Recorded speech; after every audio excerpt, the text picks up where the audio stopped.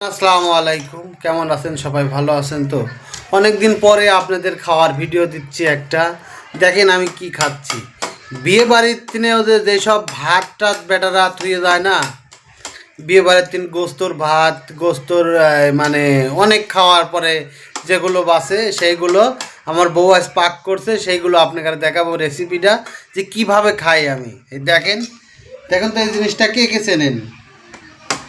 দেখছেন, এটা কিন্তু মধু মধু, এটা কিন্তু রসমালাই। দেখছেন, আসলে এটা রসমালাই, খেয়াল করে দেখেন, অনেক স্বাদ। এই গোস্তের ঝোল মোল দিয়ে বানানো তো, দেখছেন, গোস্তের ঝোল দিয়ে বানানো অনেক কিন্তু স্বাদ, মধু বরাবর। তো যে যে খাবেন শেষে কমেন্টে জানাবেন।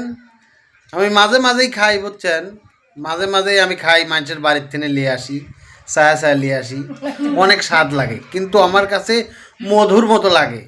এর উপরে আর খাওয়ার মতো কিচ্ছু হয় না ভাই। বেশি বেশি করে শেয়ার করে পাশে থাকবেন।